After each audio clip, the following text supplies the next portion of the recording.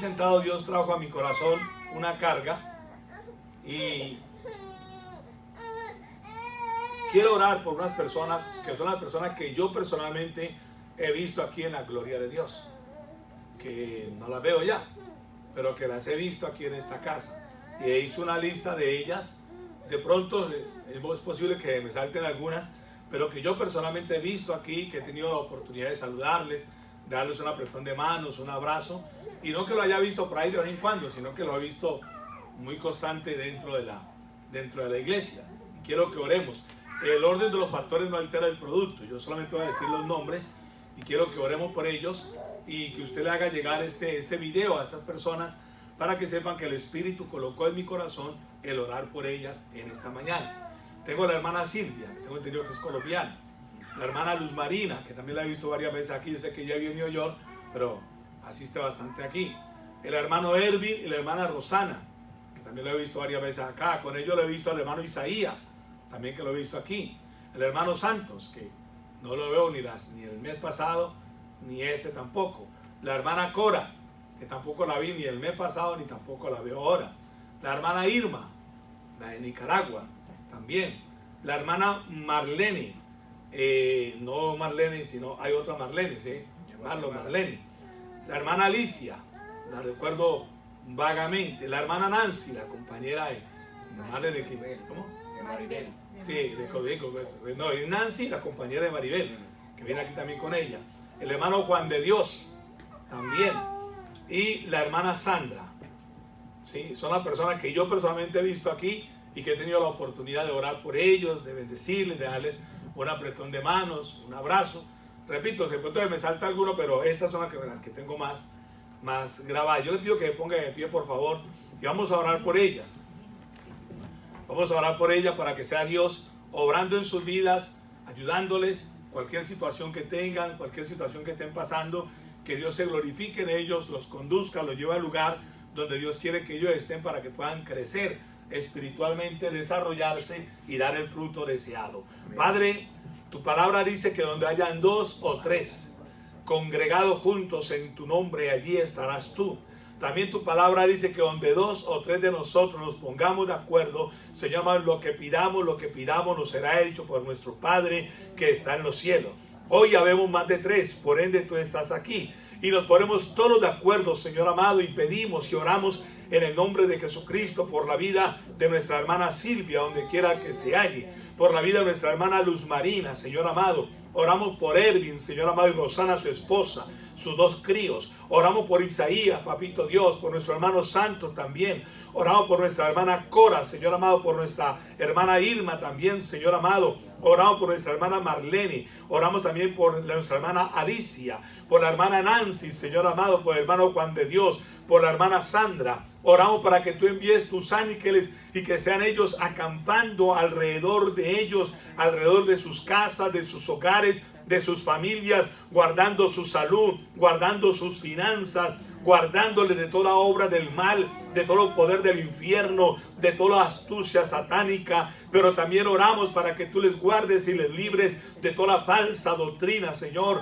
que tú los libres y los guardes de toda herejía y de todo aquello, Padre, que de ti no provenga. Donde quiera que estén, Señor, nosotros, la gloria de Dios, en cabeza, Señor amado, el pastor Rodrigo, la pastora Irma, Señor, respaldado por la que ha sido la pastora de ellos por años, la pastora Luz Amparo, por esta casa, Dios mío, por este concilio, por este ministerio, aún por mi esposa, por mi persona. Oramos, colocamos la cobertura tuya sobre ellos y pedimos que ellos puedan habitar bajo tu abrigo, que ellos puedan morar bajo tu sombra. Padre, en el nombre de Jesucristo, que tú puedas ser el pastor de ellos para que nada les falte, para que tú les proveas, para que tú les suplas cada una de las necesidades que ellos tengan. Ayúdales en cualquier conflicto, en cualquier situación adversa. Amado Rey, de una manera muy especial oramos para que tú les ubiques en el lugar indicado, en el lugar que hay en tu corazón, para que ellos allí, Señor amado, se queden, para que allí echen raíces, mi buen Dios, y puedan dar el fruto deseado conforme sea tu propósito.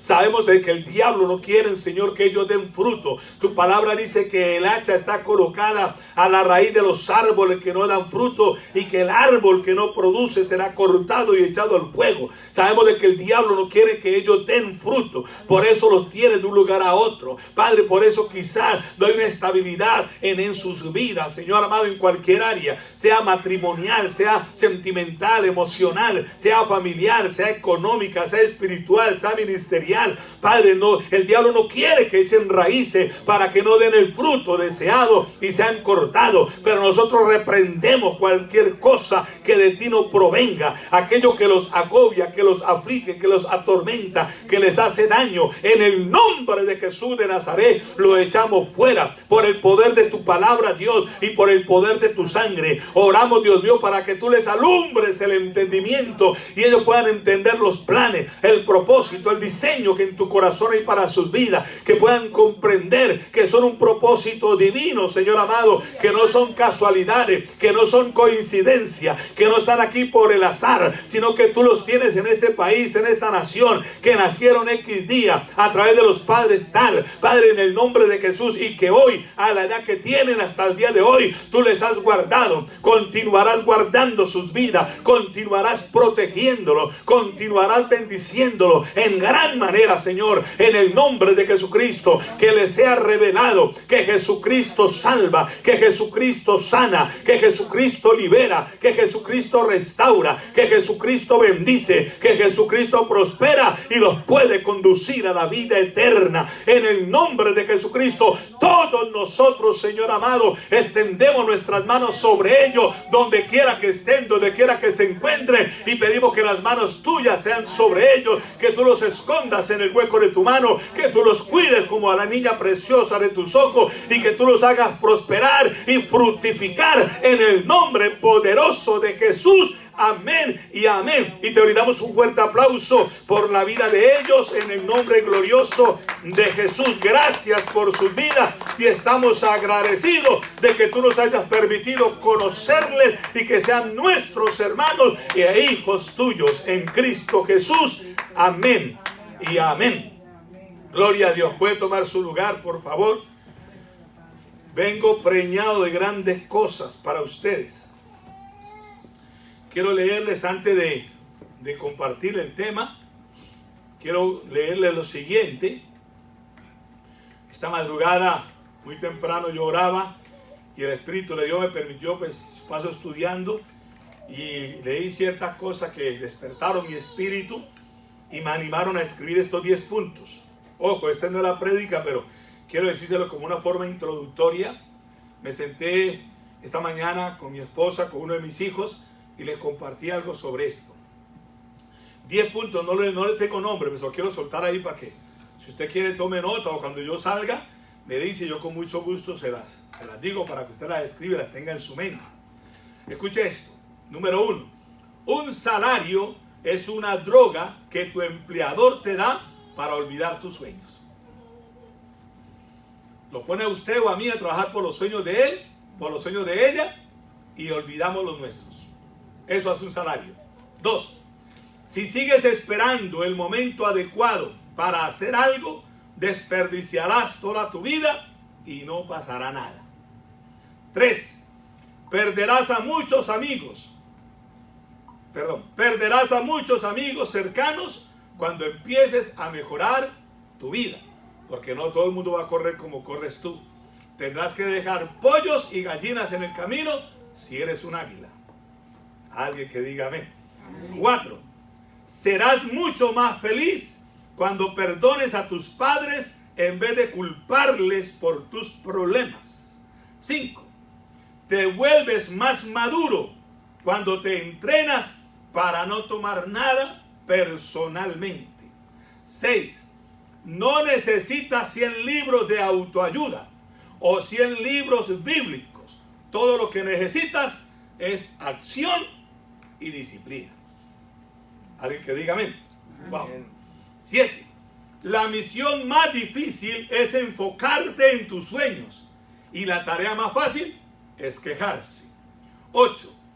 Después de los 30, tu círculo íntimo debe ser formar una familia, hacer dinero y cuidar tu cuerpo.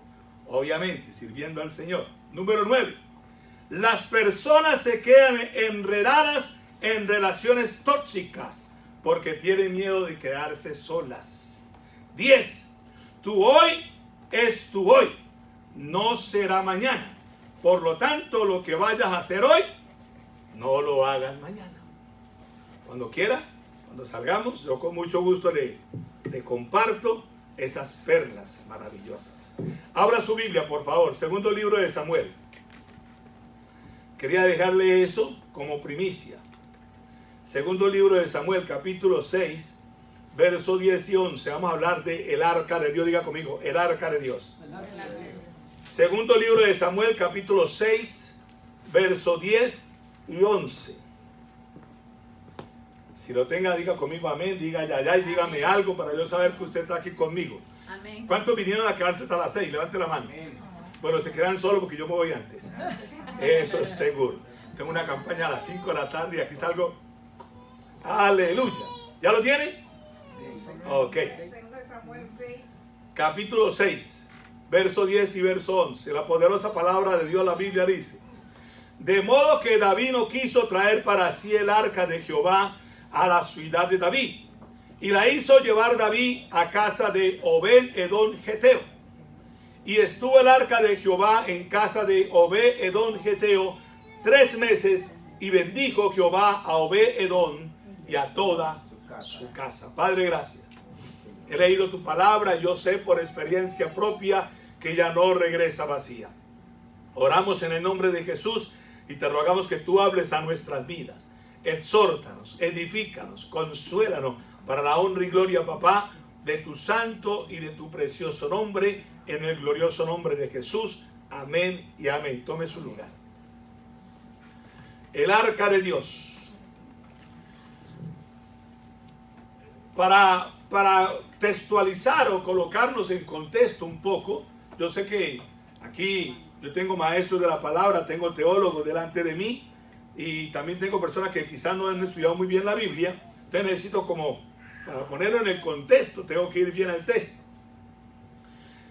Dios le dijo a Moisés que se hiciera un arca y le dio algunas características, unas indicaciones de cómo tenía que ser el arca.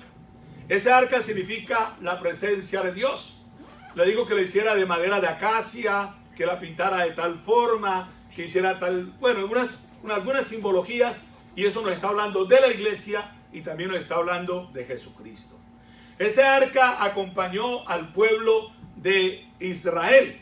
Se representó en aquello, o se representaba el arca como la presencia de Dios, y en ese arca habían o hay 3 elementos muy importantes. Número 1, la vara de Aarón, que dice que fue la que floreció en el desierto. Número 2, el maná, que fue con el alimento con el que fue sustentado el pueblo de Israel 40 años y 40 noches en su travesía por el desierto. Y número 3, las tablas de la ley, ¿verdad? Entonces, yo quiero más o menos como contextualizarla aquí.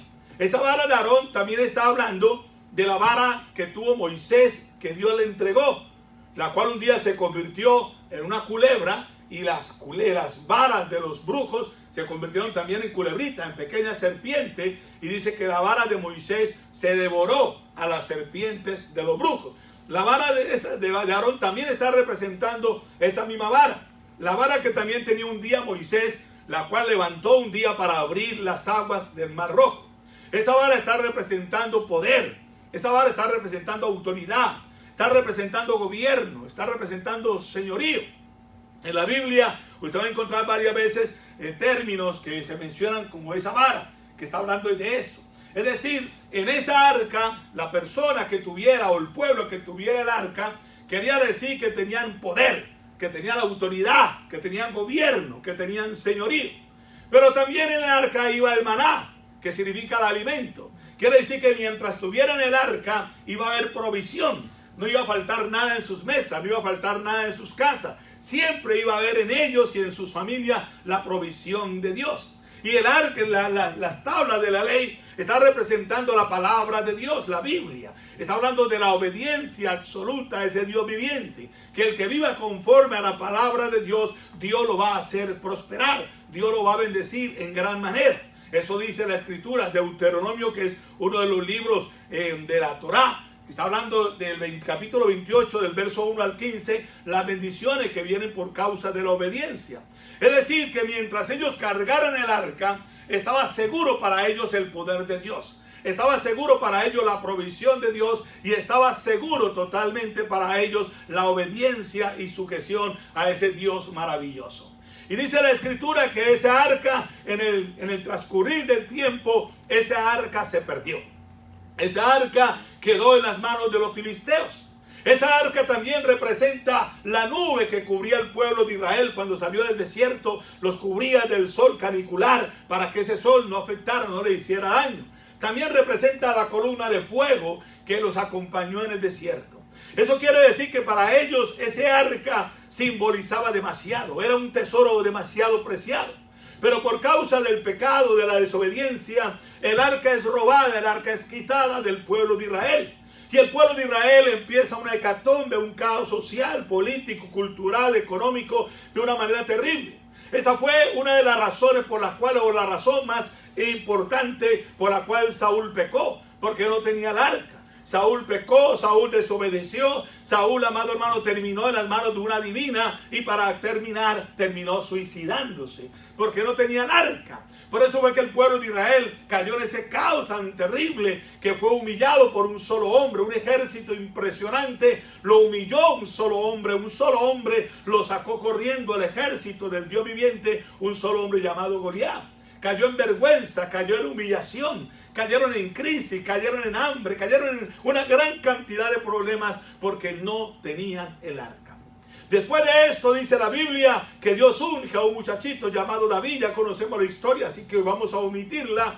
Y David, cuando llega al reinado, cuando ya es rey de Israel, David sabe la importancia del arca.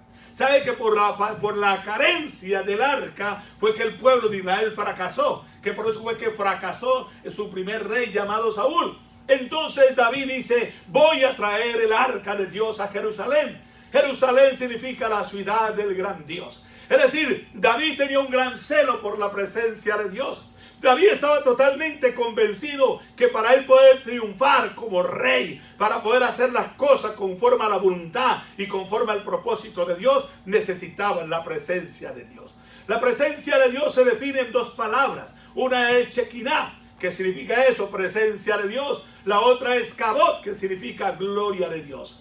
Es decir, David quería que la Shekinah, que la gloria de Dios estuviera con él y en su reinado.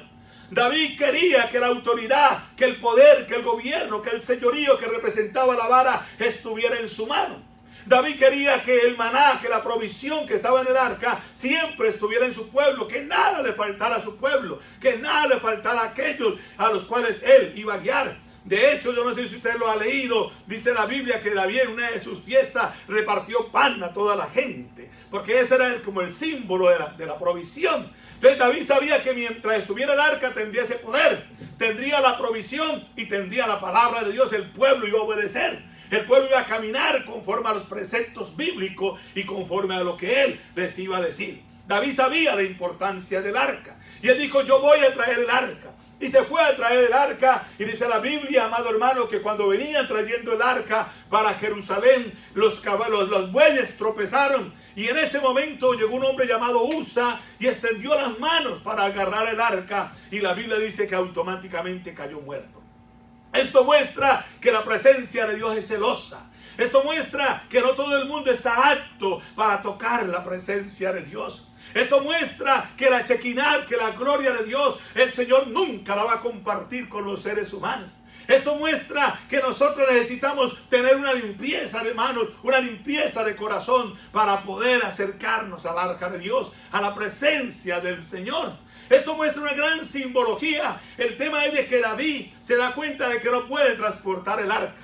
Y David dice: bueno, yo hay que hacer algo. David escudriña la palabra, va a Dios, va a los sacerdotes y se entera que hay un método que Dios dijo con el cual podían transportar el arca. Y él dijo: yo voy a preparar los sacerdotes. Voy a ir a Jerusalén, voy a preparar los levitas, los sacerdotes, los voy a preparar para traer el arca. Pero, ¿dónde dejo el arca?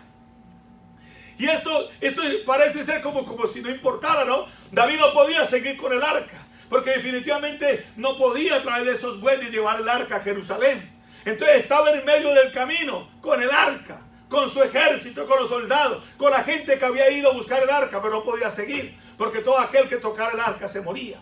Entonces David dijo, ¿qué hago? ¿Dónde la dejo? Y en el camino había una casa. Y esa casa nada menos y nada más vivía un hombre llamado Obed-Edom con su familia. Y Obed-Edom dice la Biblia que era geteo. Hay algunas variantes sobre esto. Unos dicen que era filisteo, otros dicen que Obed-Edom era hijo de Ru, la moabita. Y si era hijo de Ru, la moabita, entonces era hijo de un extranjero, porque es posible que lo haya tenido Ru, la moabita, lo haya tenido con Boz, y Boz era totalmente inconverso cuando se llegó a Ru. Boz también significa Jesucristo, Ru también es un tipo de la iglesia.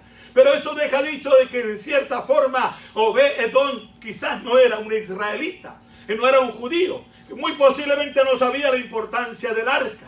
Pero cuando él vio, amado hermano, que se necesitaba un lugar para guardar el arca, para que el arca reposara, él dijo, aquí estoy yo. Y se ofreció para guardar el arca. Y dice la escritura entonces que Obed-Edom abrió su casa. Y allí, amado hermano, colocaron aquel cofre preciado, hermoso, maravilloso, que aparentemente era puro lujo. Pero repito, lo que había allí era la gloria de Dios. Lo que había allí era la presencia de Dios. Lo que había allí, amado, era lo que le había dado la seguridad, la confianza y todas las victorias al pueblo. Lo que había allí era el mismo Dios, para ser exactos. Y Obed-Edom abrió la puerta de su casa y allí colocaron el arca. Y la escritura dice que el arca duró en la casa de Obed-Edom 3 meses. 3 meses, diga conmigo, 3 meses. Toca a su hermano y dígale 3 meses. Y por causa de tener el arca allí 3 meses, ojo, no fueron 3 años, no fueron 30 años, no fueron 50, no fueron 7 años que está fundada la gloria de Dios, no fueron los 30 y tantos años que tengo yo en el evangelio, no, fueron 3 meses. Y en los 3 meses Dios bendijo la casa de Obed. Amén. Y esto me sorprende a mí. Porque quizás hay gente que lleva años con la presencia de Dios, entre comillas, y pasan enfermos, pasan arruinados, empobrecidos, endeudados, pasando 1000 y 1000 dificultades, 1000 y 1000 tropiezos. ¿Qué será lo que está ocurriendo? ¿Será que nos estamos acercando al arca, a la presencia de Dios, con manos sucias y con un corazón vengativo, lleno de odio, de rencor, de venganza, de resentimiento, de amargura, de dolor y de fracaso? ¿Será que de pronto no estamos aptos para tocar el arca? ¿Será que quizá nosotros no nos hemos santificado lo suficiente para poder entrar al arca, a la presencia de Dios y disfrutar de las bendiciones que disfrutó Obed? La casa de Obed fue bendecida. La Biblia dice que los hijos de Obed fueron porteros. La Biblia dice que los hijos de Obed, amado hermano, fueron levitas. Dice que estos porteros, los hijos de Obed, fueron los encargados de guardar las provisiones. Se hicieron grandes graneros y ellos eran los porteros, los que cuidaban las provisiones en el pueblo de Dios. Hubo una abundancia en la casa de Obed, hubo una multiplicación en la casa de Obed, por causa de que la presencia de Dios estaba allí. Esa presencia de Dios, yo creo que nos está anhelando a nosotros. De hecho, la Biblia dice que el Espíritu nos anhela celosamente. Y ahí me interesa esto porque escúcheme bien. El nombre Obed significa fiel. El nombre Obed significa adorador. El nombre Obed significa siervo. El nombre Obed significa servicial. Es allí la importancia del nombre. A veces nosotros parece ser que no le prestamos atención al nombre, lo que nuestro nombre significa, lo que somos para los demás. ¿Sabe por qué David escogió la casa de Obed-Edom para colocar el arca? Porque Obed, su nombre dice que era fiel. Porque Obed, su nombre dice que era un adorador. Porque Obed dice que su nombre significaba siervo y significaba servicial. Por eso Obed fue el bendecido para colocar el arca, para que allí quedara el arca. Pero me llama la atención porque era que la casa de Obed estaba junto al camino. Amado hermano, y como estaba junto al camino, ellos fueron los privilegiados para tener el arca. La Biblia dice que Jesús es el camino. Alguien que diga amén. Yo no sé si usted entiende esta revelación. Jesús es el camino, Jesús es la verdad, Jesús es la vida. Es decir, que mientras estemos en el camino, hoy yo vengo a soltarle una palabra. La presencia de Dios, el arca de Dios va a reposar en su vida. Pero hay que estar en el camino correcto. Hay que estar en la senda correcta. Porque Él es el camino, pero dice también que es la verdad. También dice que es la vida. Es decir, ninguna mentira puede haber en medio de la verdad. No puede haber mentiras a medias. La gente que desconoce la verdad ha sido esclava por años de una mentira. Y hay pueblos cristianos evangélicos que dicen tener una verdad y mentiras es lo que le han dado toda la vida. Engaños y falsas teologías y falsas doctrinas es lo que le han enseñado toda la vida. Entonces no tiene la verdad. Y si no tiene la verdad tampoco tiene la vida. Es la razón por la cual no hay bendición. Obed estaba junto al camino. Ahí estaba su casa, ahí él moraba con su familia. Y fue allí donde Dios dijo: voy a colocar mi presencia. Cuando tú y yo permanecemos en el camino, cuando tú y yo permanecemos en la verdad, cuando tú y yo permanecemos en la vida, nuestra bendición está segura. Alguien que diga amén. Nuestra bendición está segura. Le vengo a decir, nuestra bendición está segura. Amén. Pero si estamos en la presencia de Dios, si estamos allí en el camino, pero ¿cuánto nos distraemos? ¿Cuántas personas nos desenfocamos? Ahora en el verano todo el mundo quiere trabajar. Tengo que aprovechar el verano porque viene el otoño. Llegó el otoño, tengo que aprovechar porque está haciendo un poquitico de calor. Llegó el frío, ya no puedo salir de mi casa porque está haciendo mucho frío. Ahora en el verano, y el verano una vez más, vuelven los picnics, vuelve el paseo, vuelven las fiestas, vuelven las vacaciones y se vuelve a repetir la misma rutina. Y por eso la presencia de Dios no puede morar en un lugar así. Por eso no está la bendición de Dios en la iglesia. Por eso no está la bendición de Dios en el pueblo. Pero ¿sabe qué me impresiona? Que hay gente como ve, que quizás no viene a una congregación a santiguarse, por así decirlo, o a ahogar los gritos de su conciencia y desahogarse con todas las cosas que ha pasado, y quizás aquí con media hora o una hora parece ser que lo arregló todo. Pero escúcheme, tienen un corazón que es fiel. Son adoradores por dentro. Han aprendido a ser siervos. Han aprendido a ser serviciales. Y por eso la bendición de Dios les toca. Porque la bendición de Dios es para el pueblo. La bendición de Dios es para nosotros los hijos. Obed-Edom no era 100% judío, israelita. ¿Qué le quiero decir? Si era hijo de Ru, con vos tenía una mezcla. Era mitad judío y mitad gentil o mitad filisteo prácticamente. Pero Dios colocó el arca allí. ¿Por qué? Porque vio el corazón de este hombre. Quiera Dios que Dios vea nuestro corazón hoy. Y quiera Dios que lo vea limpio. Quiera Dios que lo vea descargado de tanta basura del diablo que coloca allí dentro de nosotros. Engañoso es el corazón y perverso más que todas las cosas. ¿Quién lo conocerá? Dice la Escritura. Solamente Dios. Quiera Dios que el día que seamos pesados delante de Dios, nos hallemos correctamente para poder partir al cielo. Pero antes de irnos para más allá del sol, aquí Dios nos va a bendecir. Si su presencia mora en nosotros. Primera de Crónicas. Vea lo que pasó. Primera de Crónicas, el capítulo 13. Capítulo 13 de Primera de Crónicas, verso 14, verso 15. Vea lo que está diciendo. De que me lo busco. Verso 13 y 14, Primera de Crónicas, capítulo 13. Y no trajo David el arca a su casa en la ciudad de David, sino que la llevó a la casa de Obed-Edom Geteo. Y el arca de Dios estuvo con la familia de Obed-Edom en su casa 3 meses. Y bendijo Jehová la casa de Obed-Edom. Y dice, y todo lo que tenía. No solamente bendijo a Obed, bendijo a la familia de Obed, pero también bendijo las vacas, las ovejas, los bueyes, los asnos, las cabras, todo lo que tenía, incluyendo los siervos y las siervas que ellos tenían. También Dios los bendijo.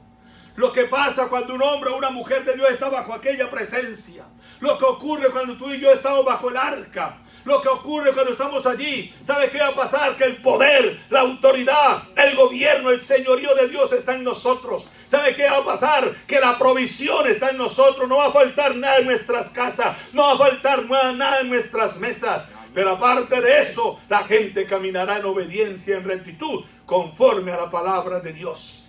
Óigame bien, escúcheme bien. ¿Cómo hago yo para traer la presencia de Dios a mi vida? Y aquí empiezo a predicarle. ¿Cómo hago yo para que esa presencia de Dios more en mí, more en mi casa?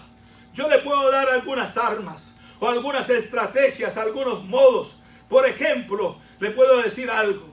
Para que la presencia de Dios esté en su casa, necesitamos, amado hermano, proclamar la palabra de Dios. Porque esa palabra de Dios está representando el mismo maná que estaba allí en el arca. La palabra de Dios. Necesitamos tener palabra de Dios en casa. No necesitamos tenerla abierta, amado hermano, en un atril como lo tengo yo en el día de hoy. No necesitamos tener abierta ya en la almohada de la cama, o ponerla en el pecho, o poner los letreros, aviso y por todas las paredes. No, necesitamos que la palabra de Dios esté en nuestro corazón para que salga por nuestra boca. Porque la Biblia dice que la abundancia del corazón, eso habla la boca. Cuando usted escucha a una persona, usted sabrá si lo que tiene es palabra de Dios o palabra de cualquier otro. Lo que está en el corazón es lo que sale de la boca. No va a poder salir un agua amarga si tu corazón es dulce, o no podrá salir agua dulce si tu corazón es amargo. Amén. Y tal es el pensamiento en el corazón de los hombres, tal es él. Usted puede analizar su propia vida. Usted puede darse cuenta quién es usted y quién soy yo cuando lo miramos en la palabra de Dios. Entonces, una de las formas de traer la presencia de Dios a nuestra vida es con la palabra de Dios. Tener la palabra de Dios. Y no le estoy hablando de tener varias versiones de la Biblia. No le estoy hablando de llenar su alcoba de Biblias por todas partes. No, le estoy hablando de atesorarla, de creerla, de profetizarla, de soltarla. Alabado sea el nombre poderoso de nuestro Señor Jesucristo. Qué bueno es tener la palabra de Dios en nuestro corazón. Esa es una manera. La otra manera, amado hermano, es empezar a creerle a Dios. Movernos en la fe conforme a la palabra del Señor. Que profetizamos, que proclamamos, que son las tablas de la ley. Profetizar la palabra, declarar la palabra, establecerla en nuestras vidas. Pero escúcheme bien, yo le vengo a hablar de algo demasiado importante, que es lo más sencillo que hay, pero a la vez es lo más difícil que hay. ¿Cómo traigo la presencia de Dios a mi vida? Amén por los cantos, amén por la alabanza, porque también la puedo traer a través de mis cantos, a través de mi alabanza y a través de mi adoración. Pero le voy a revelar un secreto y prepárese para escuchar lo que le voy a decir. Jesús de Nazaret nunca anduvo con músicos. Usted no ve a Jesús de Nazaret con una orquesta. Usted no ve a Jesús de Nazaret andando con unos salmistas, con unos adoradores. Y amén, porque ahí me gusta la alabanza. Y amén, porque ahí me gusta la adoración. Y yo sé que usted también. Y amén por toda la alabanza y la adoración que colocamos en la casa. Porque la gente cree que colocando el celular en pura alabanza y pura adoración, los demonios se van a ir. ¡Ja! Dios mío bendito, hasta la cantan con usted. La gente cree que prendiendo la televisión y colocando en un canal cristiano, los demonios se van a ir. Ay, Dios mío bendito, se le van a entrar antes al contrario. Óigame bien, escúcheme bien, escúcheme bien. Usted no va a ver nunca en toda la historia de Jesús, y esto me impactó, tocando el arpa a él y cantando alabanzas y adoraciones. No. Usted no. Y sí se podemos traer. En el Antiguo Testamento traíamos la presencia de Dios con cánticos, con alabanzas, con adoraciones. Pero Jesús no practicó eso. ¿Sabes qué fue lo que Jesús practicó? La oración. La oración, Higinio, es lo más fácil, es lo más sencillo, pero es lo más difícil que pueda haber. Porque cuando usted se dispone a orar, amado hermano, le ocurren mil cosas. Usted está bien, está tranquilo, no tiene ningún problema, está bien despabilado. Pero cuando usted se pone a orar, la demora que se ponga a orar cuando empieza a quedarse dormido. Y si no se queda dormido, le suena el celular. Y es el papá, es la mamá, es el marido, es la mujer, es el hijo, es el vecino, es el yerno, es la suegra. Pero alguien tiene que interrumpirle. Cuando usted se pone a orar, le da por rascarse aquí, le da por rascarse aquí, le da por rascarse aquí, le duele aquí, le duele acá, le duele todo. Siempre va a haber obstáculos e impedimentos para orar. No sé quién de todos ustedes lo ha experimentado. Yo lo he experimentado. Tengo unos 30 y 23, 25, cerca de 34 años en el Señor. Y yo he experimentado 1000 impedimentos para orar. Y cuando he vencido aquellos 1000, me aparecen 2000 impedimentos más para poder orar. ¿Por qué cree usted que es tan difícil orar? Es difícil orar, pero es fácil verlos hora y media, un partido X, más los 15 minutos complementarios, más los otros 15 de los penaltis. Es fácil sentarnos a ver 2 horas o 3 horas cualquier película. No importa, nos podemos cantar, amado hermano, 2 y 3 y 4 horas. Cantamos hasta las mismas alabanzas que suenan por el CD, por un CD, por un casete o sencillamente por nuestro celular. Todo eso es fácil. Pero cuando se trata de orar, Dios mío bendito, haga un culto de oración. Tenemos una iglesia de 50 miembros. Vengan a orar. A veces ni el pastor va a orar. A veces, en algunos lugares, yo sé que aquí no. En algunos lugares pasa. Iglesia de 500 personas, 1000 personas, 5000 personas. Vamos a orar. 4 y 5 gaticos orando. Y de los 4, con mucho respeto, de los 4 o 5 gaticos orando, hay 3 bostezando. Está durmiéndose. ¿Por qué será que es tan difícil orar? Jesús practicó una vida de oración. Jesús se iba bien temprano, amado hermano, a orar y a orar y a orar. Y cuando bajaba la Chequiná, la gloria de Dios estaba en Jesús. Sanaba a los enfermos, echaba fuera a los demonios, operaba milagros, resucitaba muertos, multiplicaba panes y peces. ¿Por qué? Cargaba la presencia de Dios. Él era la presencia de Dios. ¡Aleluya! Él era el arca. De hecho, el arca fue construida en un material o una madera llamada la acacia, que significa la naturaleza humana, que hay que doblegar la naturaleza, que hay que pasarle brillo, que hay que pasarle cepillo. Y todos los que trabajan en la carpintería saben a qué me refiero. De ese material fue hecho el arca, del material humano, por así decirlo. Quiere esto decir entonces que nosotros como humanos sí podemos transportar el arca. Sí podemos tener el poder de la vara, la autoridad de la vara, el gobierno de la vara. Nosotros como humanos sí podemos tener el maná. Sí tenemos que poder tener la provisión, la abundancia del cielo. Nosotros como hombres sí podemos tener la obediencia a Dios. Caminar como Jesús caminó. Porque el arca fue hecho de esa madera llamada acacia, que significa la naturaleza del hombre. La naturaleza humana es decir, nadie me puede decir a mí que no puede ejercer el poder del cielo aquí en la tierra. Nadie me puede decir a mí que siendo un hombre o una mujer de Dios se va a morir de hambre y pasar necesidades, deudas y más quebrado que un bulto de canela. Nadie me puede decir eso a mí. Porque el arca era la esencia del hombre. La esencia humana del ser humano. Y en esa esencia del ser humano estaba la vara que florecía. Estaba el poder, escúcheme, en esa arca estaba el poder que sacó al pueblo de Israel de Egipto. En esa arca estaba el poder de aquella vara que trajo la provisión en el desierto. En aquella arca, amado hermano, estaba el poder que llevó al pueblo de Israel a conquistar la tierra prometida. Quiere esto decir que cuando yo tengo el arca, alabado sea Dios, aunque yo esté en Egipto. Y cuando digo esté en Egipto, quiero decir, aunque esté trabajando en medio de egipcios, aunque esté trabajando en medio de gente endemoniada, aunque esté trabajando en medio de gente impía, en medio de gente pecadora, yo tendré la victoria. Aunque mi jefe, aunque mi patrón, mis compañeros sean impíos, inconversos, yo tendré la victoria. Alguien que diga amén. Yo no sé si estoy en el lugar correcto, pero espero que al menos que alguien que me vea y me escuche en esta tarde entienda esta palabra, por favor. Le sea revelado por el Espíritu que un hombre o una mujer de Dios con el arca, no importa que esté en Egipto, trabajando, esforzándose, que todos sus compañeros sean impíos, que sean brujos, que sean satánicos, que sean hechiceros, que sean rezanderos, que sean curanderos, que sea lo que le dé la gana, que sea el mismo diablo si es posible. Pero si la presencia de Dios está en mi vida, yo saldré victorioso. Amén. Pastores, que al lado mío se mudó un brujo, gloria al Señor. Ya llegó entonces la presencia de Dios a ese brujo. Que no es la presencia del diablo que llegó a tu casa, no es la presencia de Dios que llegó a la casa del brujo. Porque algunos se asustan por eso.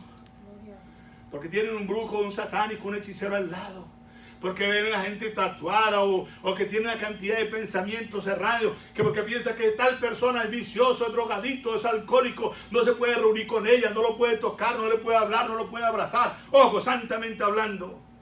Que no nos juntamos con los impíos y los pecadores porque somos los santos. Al contrario, cuando la presencia de Dios está en mi vida, yo me puedo sentar en cualquier escenario lleno de tinieblas y allí voy a alumbrar Los enfermos se van a sanar. Los endemoniados van a ser liberados en el poderoso nombre de Jesús. Y donde yo vaya y donde usted vaya, va a haber provisión. No va a faltar nada en esa casa. No va a faltar nada en ese pueblo. No va a faltar nada en Ínglibo, ni en el sector donde usted vive. Porque hay un hombre de Dios que está cargando el arca. Pero ¿dónde está ese arca entonces? Necesitamos traerla a nuestras vidas. Y la única forma de traerla, mi amado hermano, sí, repito la palabra, sí, la alabanza, la adoración. Pero no, la forma eficaz para traerla es la oración. Y no esas oraciones, perdóneme con mucho respeto, repetitivas. Que lo único que hacen con sus oraciones son rezos. Y hasta oraciones que se convierten en brujería. Oraciones guiadas por el Espíritu Santo. Oraciones que salgan del alma. Como decía o dice mi madre espiritual. Oraciones con entendimiento. No oraciones por orar. Escúcheme bien. Yo por la gracia de Dios nací en una cuna de oración. Pero les quiero contar algo. Un día cualquiera me arrodillé. Como tantas otras veces me arrodillaba al lado de mi cama. Y ahí empecé a orar. Cuando de repente escuché que salió de mi boca algo. Y cuando yo escuché esto, salté y empecé a orar. Y nunca jamás he vuelto a orar así. Porque escuché que de mis propios labios salió una palabra. Dios bendice al diablo. Me quedé dormido en medio de la oración. Y es lo que le pasa a mucha gente. Que se duerme, que no sabe ni lo que oran. Y son capaces hasta de decir, Señor, mata al pastor en oración. Y ni cuenta se dan. Porque no saben orar. Porque el sueño les vence el cansancio, los vence la fatiga. Pasa cualquier vientecito y el diablo los extravía. Hay que aprender a orar, iglesia. La iglesia necesita una vez más ser evangelizada en cuanto a la oración. La iglesia necesita aprender a orar. Necesita dejar tanta basura del diablo con la que vienen a orar. A Dios no se le ponen quejas. Señor, que mire el pastor, que no vine, que el pastor es esto. A Dios no se le ponen quejas. Dios conoce su vida y conoce la mía. A Dios se le hacen peticiones, ruegos, alabanza, adoración en la oración. Pero también con la oración podemos ejercer el poder de Dios. Porque todo lo que atemos en la tierra será atado en el cielo. Y todo lo que desatemos en la tierra será desatado en el cielo. Tenemos que aprender a hacer oraciones. Oraciones intrépidas. Oraciones que vayan más allá de nuestra lógica humana. Oraciones que traspasen los cielos. Y entender que toda oración que yo haga, Dios la va a escuchar. El problema es la respuesta. Porque para la respuesta es donde viene la oposición del diablo. Hay la oposición para orar. Mas sin embargo usted oró y su oración subió. Pero cuando viene la respuesta, Daniel lo dijo. Dios se lo dijo a Daniel. Yo te envié tu respuesta. Pero el príncipe de Grecia se me opuso. Y por 21 días me tocó orar y orar y orar y orar. Para que llegara esa respuesta. Tenemos que volver a ese pequeño rudimento llamado oración. Es una pequeña letra. Una palabra corta, pero no nos imaginamos el poder que tiene la oración. Eso es una bomba atómica, querido hermano, querido amigo. Es una bomba nuclear que cuando tú y yo la emprendemos a usar, el diablo huye, los demonios huyen. El diablo no respeta gritos, ni alabanzas, ni adoraciones. El diablo respeta la oración de un hombre. Un hombre de oración, dijo a Albert Einstein, un hombre arrodillado es más grande cuando está de rodillas que cuando está de pie. Cuando estamos de rodillas delante del Dios del cielo, cuando quebramos nuestra humanidad, la acacia del arca, cuando la quebramos delante del Dios del cielo, va a llegar esa vara con todo su esplendor, va a llegar ese maná con toda su provisión, va a llegar esa obediencia que va a traer la bendición y la prosperidad a mi vida. Pero tiene que ser a través de la oración. Y toma las palabras de la pastora Luz Amparo en la oración. La oración es la llave que abre todas las puertas. ¿Tiene alguna puerta cerrada, una puerta de empleo cerrada? ¿Quiere tener un negocio o una empresa y usted ve que todo está cerrado? ¡Ore!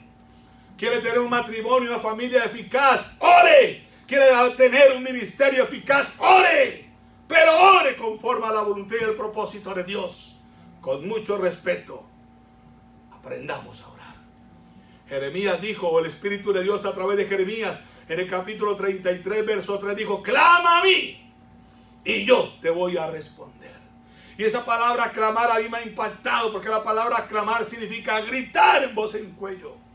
Los guerreros, cuando salen a pelear, hay una cosa que caracteriza a los guerreros. ¿Qué es lo que caracteriza a los guerreros? Vaya a la Edad Media, le vea películas de la Edad Media, de aquellos ejércitos que se enfrentaban cuerpo a cuerpo. Vaya, pregúntale al ejército, pregúntale a la policía qué hacen en sus entrenamientos. Vaya a la sala de karate, de judo y todo eso, de cosas de artes marciales, a ver qué es lo que hace esta gente cuando está entrenando. ¿Sabe qué es lo que hacen? ¡Gritan! ¡Gritan! ¡Gritan! ¡Gritan! ¡Gritan! Vaya a la iglesia del cielo para que vean.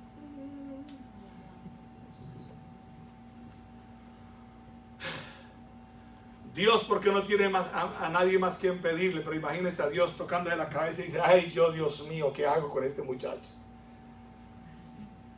Hay que aprender a orar. Sí, hay oraciones de intimidad, yo sé que hay oraciones de intimidad, y de eso perdónenme, pero yo tengo un máster sobre eso. Yo sé lo que son oraciones de intimidad, pero la iglesia necesita tomar la oración como un arma de parte del cielo, no como defensiva, sino como ofensiva. ¿Qué es un arma defensiva? Se defiende solamente, ¿verdad? Viene el diablo y le tira con toda la artillería y usted medio se defiende. Usted está peleando, hay un boxeador peleando con otro boxeador y lo agarra el otro contra las cuerdas, y el otro está y recibe palo y dele garrote y dele, hasta que lo muelen. La oración es un arma, sí, es verdad, es defensiva, pero es poderosa en la ofensiva. Desenvaine la espada de la oración. Ataque el reino de las tinieblas con oración. Ataque su pereza, su conformidad. Atáquela con la oración. Ataque los demonios que lo han agobiado, que lo han afligido. La opresión, la aflicción, la depresión, la muerte. Atáquela con la oración. El pecado, la inmundicia, el alcohol, la droga, el adulterio, atáquelo con oración. La escasez, la miseria, la pobreza, la ruina, atáquela con la oración. ¡Hey! ¿Hay alguien aquí? Amén. Aprenda a usar esa arma. Esa arma, amado hermano, es una espada que usted tiene que tener lista, desenvainada, bien brillante. En todo tiempo hay que orar, orar sin cesar, dijo el apóstol Pablo. Hay que aprender, amado hermano, a tomar esa poderosa arma y traer la presencia de Dios a nuestras vidas. En todo lugar donde la gente empieza a orar y a orar y a orar, el Dios del cielo se manifiesta. No he visto, se lo digo con respeto, 34 años en el Evangelio. He recorrido por la gracia de Dios algunos países. Conozco mi país. ¿Qué no hemos hecho? La gloria sea para Dios. Y le puedo asegurar que no hay iglesia que se mueva en la oración que el diablo no respete. Una casa donde hay oración, el diablo la respeta. Una persona de oración, el diablo la respeta. Claro que sufre ataques, claro que sí. Va a venir con todas sus bombas, va a venir con toda su artillería. Pero allí tú estás listo para defenderte con la oración, con el clamor del Dios del cielo. En una ocasión fui testigo de un evento impresionante. Un hombre defendiendo a su hijo. Una pareja de personas con tremendos puñales en la mano. Ese hombre metió a su hijo en la parte de atrás de él. Y aquella pareja no hacía sino tirarle puñaladas. Y ese hombre no hacía sino orar. Hay poder en la sangre de Jesús. La sangre de Cristo tiene poder. Y esa pareja tiraba puñaladas a diestra y a siniestra. Y no tocaron a ese hombre ni tocaron a ese hijo. Porque ese hombre oraba. Clamaba al Señor. Yo fui testigo de eso. Lo vi con mis propios ojos. Yo sé lo que es la oración. Estaba en los montes. La pastora Luz Amparo conoce en nuestro país. Están las montañas de María, que era la cuna de la guerrilla en su antaño. En esas montañas allá me he subido a predicar. Allá he ido a predicar. Y me ha tocado que orar y orar y orar. Y en una ocasión me paré en una puerta más angostica que esta. Rodearon mi casa. ¿Cuántos guerrilleros? No sé. Pero permítame decirle que había más de uno. Eso sí se lo puedo asegurar. Y me paré en aquella puerta. Dios me dijo, vinieron por ti. Yo me paré en esa puerta del patio. Levanté mis brazos y empecé a clamar y a clamar y a clamar. Y a orar y a hacer guerra espiritual. Y al momentico, amado, no se escuchaba sino la cantidad de gente corriendo y el poco de luces alumbrando. La guerrilla salió corriendo. Aquí estoy vivo para la gloria de Dios. Amén. La oración tiene el poder que usted no se imagina.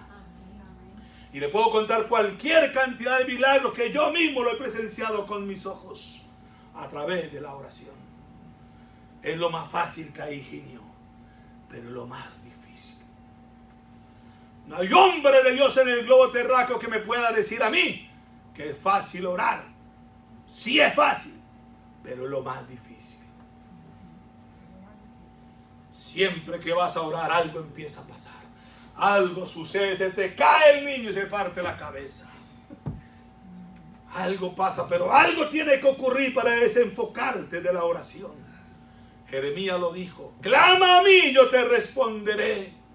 ¿Y sabe qué sigue diciendo? Y te enseñaré cosas grandes y ocultas que usted no conoce. Quiere aprender ciencia, quiere aprender filosofía, quiere aprender arquitectura, quiere aprender abogacía, quiere aprender medicina. ¿Qué quiere usted aprender? No quiere decir que no va a estudiar, sí va a estudiar, pero ore para que venga la sabiduría del cielo, para que Dios le revele aquellas cosas grandes y ocultas que otros no conocen. Perdóneme, yo en mi mente no cabe, amado hermano, y eso yo lo he discutido con gente por años, que una persona que pase en oración, perdóneme la expresión, sea ignorante espiritualmente hablando. Que no sepa esto, que no sepa aquello. Mi madre espiritual lee la Biblia. Es lo único que sabe leer, la Biblia. No lee, pero lee la Biblia. Entonces puede decir, Dios nos enseña cosas que no sabíamos. Dios nos enseña lenguas. Dios nos enseña lo que usted quiera. Aún los misterios del cielo. Hasta el corazón de los hombres nos es revelado cuando oramos. Los pensamientos más íntimos de las gentes, Dios nos las revela cuando oramos. Cosas que están a punto de ocurrir, que en un momento cualquiera van a llegar, Dios nos las revela y nos las muestra para que oremos, para evitar que esas cosas ocurran. La oración. Óigame bien, pregúntele a Dios algo que usted no sepa y quiere saberlo. Dios está presto para responderle. Vaya conmigo el Salmo 34, ya estoy que termino. La introducción para empezar a predicarle. En 5 minutos... Deme 10 minutos para terminar. Salmo 34. El Salmo 34, el verso 4 y el verso 5. Me gustaría que usted subrayara la Biblia en esos textos. Vea lo que dice. Busqué a Jehová y Él me oyó. Oye, cuando yo empiezo a buscar a Dios en la oración, dice que Dios nos va a escuchar. Claman los justos y Jehová los oye y los libra de todos sus quebrantos. Cuando empezamos a clamar a Dios, cuando empezamos a orar, Dios nos va a librar de los quebrantos. Dios nos va a librar de la enfermedad. Dios nos va a librar de la peste. Dios nos va a librar de cualquier plaga. Dios nos va a librar de cualquier situación difícil o adversa en la vida. Dice la Biblia, Salmo 34, verso 4 y verso 5. Busqué a Jehová y Él me oyó y me libró de todos mis temores. Esos miedos que han estado en su vida, esos temores, esas inseguridades, esos complejos, todo eso va a desaparecer cuando buscamos a Dios. Pero prepárese para lo que le voy a decir, porque esto nos va a volar la cabeza. El verso 5. Los que miraron a Él fueron alumbrados y sus rostros no fueron avergonzados. Diga conmigo, si yo busco a Dios, seré alumbrado y nunca caeré en vergüenza. Óigame bien. ¿Cómo así que seré alumbrado? Hay gente que anda en confusión, pastora Irma. Hay gente que anda en tinieblas, en oscuridad, que no sabe qué hacer, que no tiene una decisión clara, que no ha definido bien su vida, que no sabe para dónde agarrar, qué camino tomar. Amado hermano, anda con la cabeza llena de confusión y perdida en el limbo de la vida. ¿Sabe qué tiene que hacer? Clamar a Dios para que Dios se la alumbre. Palabra más, palabra menos. El hombre y la mujer que busca a Dios, diga conmigo, se le prende el bombillo. Si entendemos esa palabra, ¿la entendemos o no la entendemos? Dios le prende el bombillo. Y cuando Dios le prende el bombillo, ¿sabe qué ocurre? Le van a llegar ideas.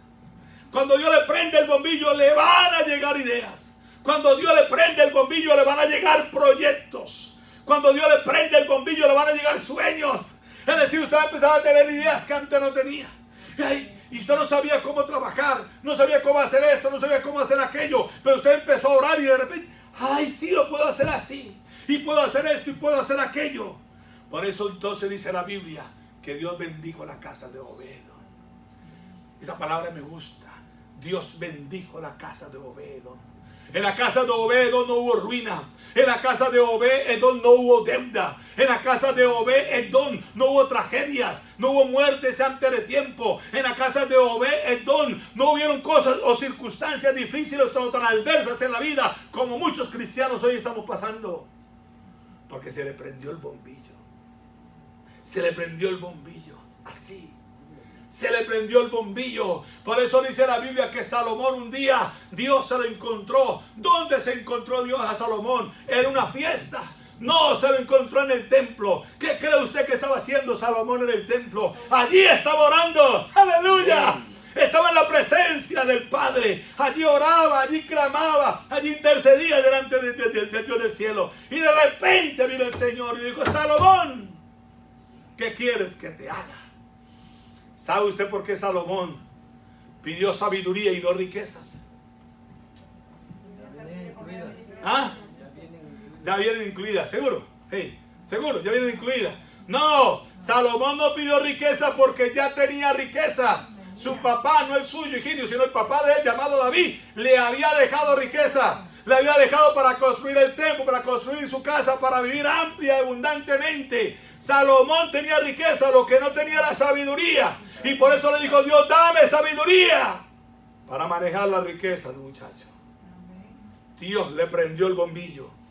Y Salomón fue un gran empresario, un gran mercader. Y todo lo que tomaba era como el rey Midas. Se le multiplicaba, se volvía oro. Los pueblos le temían, los pueblos le llevaban presente. Una mujer por allá, una mujer reina de una tribu africana, llegó donde él con grandes presentes, con montones de regalos.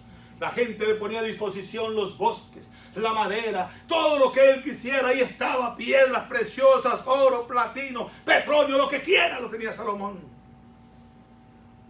Porque Dios le dio la sabiduría, Dios le prendió el bombillo. Es lo que tenemos que pedirle a Dios, que nos prenda el bombillo. Pero ¿para qué quiere usted que Dios le prenda el bombillo? Para ganarse $5. Trae bien a mi memoria una mujer que estaba orando en el templo. Señor, regáleme $10. Por favor, Dios mío, $10. Señor, $10. Y se para un hombre al lado de ella, le toca el hombro y dice: Señora, párese. Toma, aquí están sus $10 y váyase. No me entretenga el Señor, que yo vengo a pedirle millones.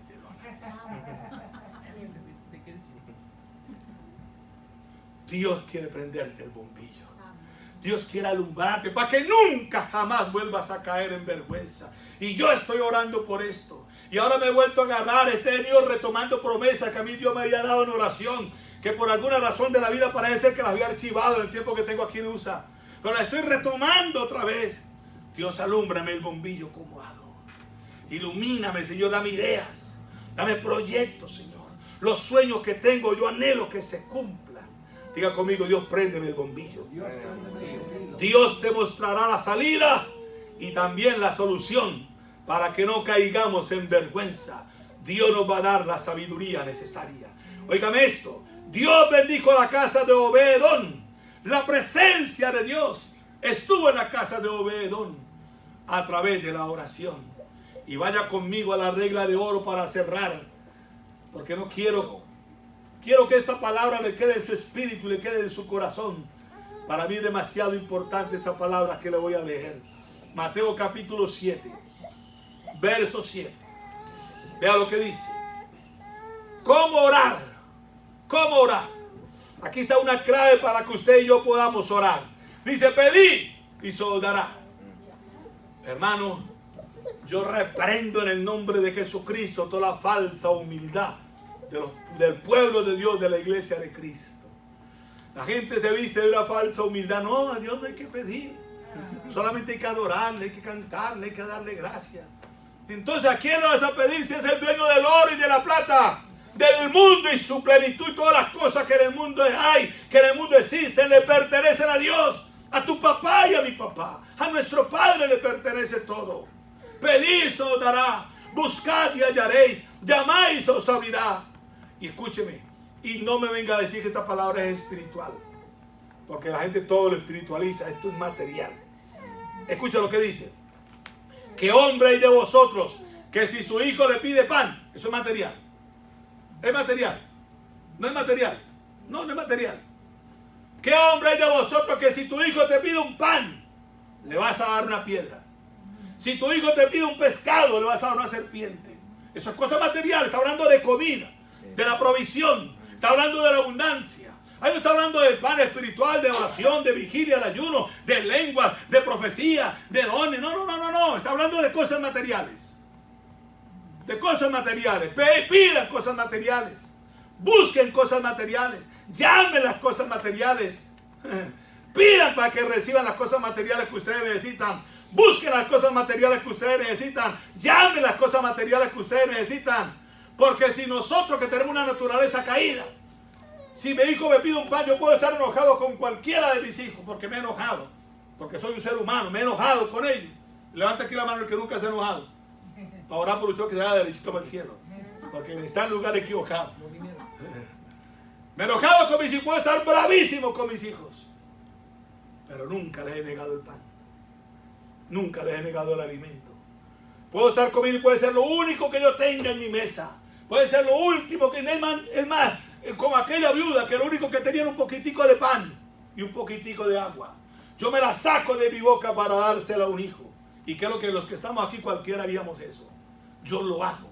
Y soy un ser humano con defectos. Entonces, si tu hijo te pide un pan, tú no le vas a dar una piedra.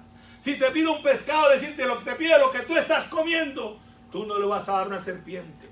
Pues si ustedes que tienen esa naturaleza les saben dar buenas cosas a los que se las pidan, cuanto más vuestro Padre Celestial le dará buenas cosas a los que le pidan.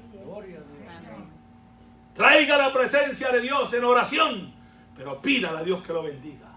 Pídale a Dios que lo saque de la esclavitud laboral, que es uno de los graves problemas en América. La mayoría de la gente, con mucho respeto de nosotros los hispanos, venimos a Estados Unidos en pos del sueño americano. Y se nos cumple el sueño americano, pasamos con sueño, porque no se vino a trabajar y trabajar como esclavos.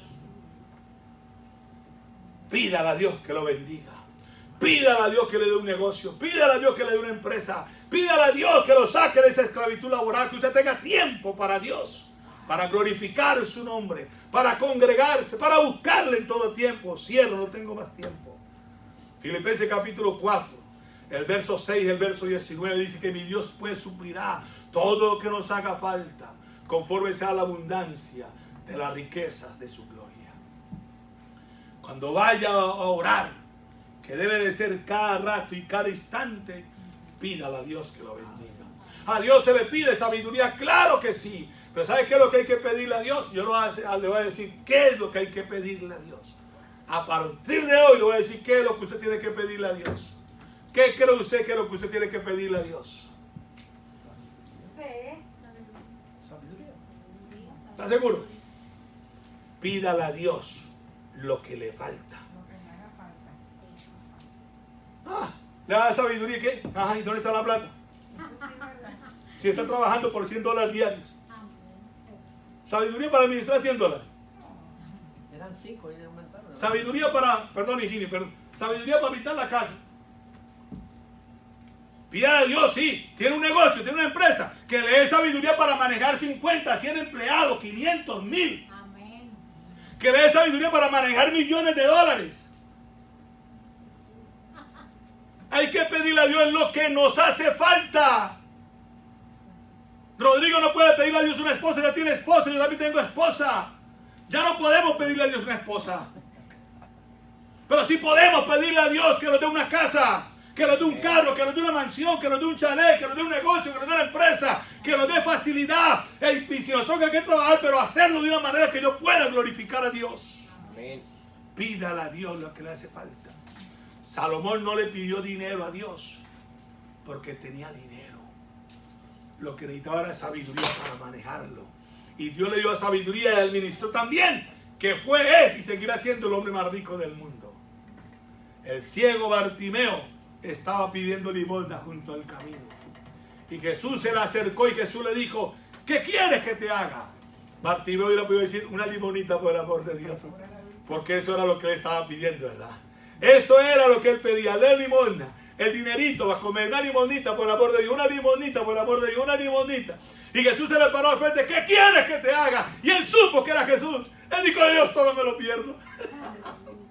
No, si yo le pido dinero, dinero me va a dar, claro que sí. Pero ¿de qué me va a servir si no puedo ver? Señor, que recupere la vista, que recupere mi visión. Necesito contar lo que tengo para que no me lo roben. Pidió lo que le faltaba. ¿Qué le falta a usted? Vamos a aprender a orar. Metámonos en la oración, traigamos esa presencia. Hermanos, si Dios bendijo a Obed y su casa en 3 meses, ¿por qué no nos ha bendecido a nosotros? En lo que nosotros necesitamos. A partir de hoy yo quiero profetizar, póngase sobre sus pies, por favor. Yo profetizo en el nombre de Jesucristo, que a partir de hoy, que a partir de este instante, la Chequiná, la Kabod de Dios, está sobre ti y está sobre tu casa. Yo profetizo en el nombre poderoso de Jesús, que a partir de ya, que a partir de este instante, la presencia de Dios está contigo y con todos los tuyos en el nombre de Jesucristo. La presencia de Dios está contigo. La presencia del cielo cae sobre ti. La presencia de Dios, recíbela. Búscala. Anhélala. Métete en la oración. Sumérgete en el río de la oración. Nada en el río de la oración. Porque vive Jehová Dios de los ejércitos, que estoy en su presencia. Que de la bendición de Dios no se dejará esperar. La respuesta del Dios del cielo te llegará y te abrazará. Te alcanzará a ti y a los tuyos, donde vayas y donde estés. Padre, yo oro para que esa Chequiná esté aquí en la gloria de Dios. Oro para que esa Chequiná esté aquí. Oro para que esa gloria esté aquí. Oro para que ese espíritu de oración esté aquí. Que toda persona que pase por aquí, por esta avenida, subiendo o bajando, Señor, sienta el toque de tu Espíritu Santo. Que tome este callejón, Señor, y que llegara a esta puerta, tú las introduzcas, Señor. Y al pasar de esa puerta acá, se conviertan en hombres y en mujeres de oración. Aleluya, sí, Señor, Padre. Que la gente aprendamos a orar, Señor. Oh, Shakabarakasebarabansa. Gracias por los dones que tú nos has dado, Señor. Pero hoy yo anhelo tu presencia, Señor. Anhelo tu presencia. Moisés dijo, si tu presencia no va con nosotros, entonces no salimos de aquí, Señor. Si tu presencia no va conmigo, Señor, en vano salgo yo de aquí. En vano me levanto todos los días a trabajar, a correr, afanado para un lugar y para el otro, Señor. En vano trabajo 40, 60, 80 horas en una semana. En vano, Señor, invento cosas. Si tu presencia no está conmigo, Señor. Yo anhelo tu presencia, Padre. Y sé que solamente a través de la oración la puedo adquirir. Hoy retomo la oración, Señor. Perdóname, Señor. Perdona mi necedad. La dureza de mi corazón, la dureza de mi cerviz. Por alejarme y por olvidar la llave que tú me entregaste. Hoy una vez más me lo has repetido, Señor. Una vez más me repetiste a mí que tú me entregaste a mí la llave que abre todas las puertas. Y es la llave de la oración. Y yo tomo esa llave. De una manera simbólica, agarra una llave ahí simbólicamente, aunque no la tenga, pero agárrala ahí. Y se la tiene más todavía. Padre, en el nombre de Jesús. Aquí están las llaves. En el nombre de Jesús. Diga conmigo, en el nombre de Jesucristo. Yo declaro que tengo en mi mano la llave que abre todas las puertas. Y que a partir de hoy ninguna puerta se me cerrará. Porque todas las abro. En el nombre de Jesús. A partir de hoy, Padre, voy a usar esta llave.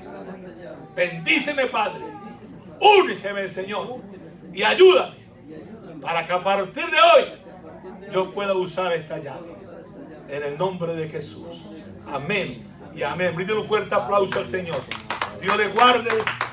Dios le bendiga. Declaro sanidad, milagros en ustedes de una manera sobrenatural. Amén y amén. Pastor.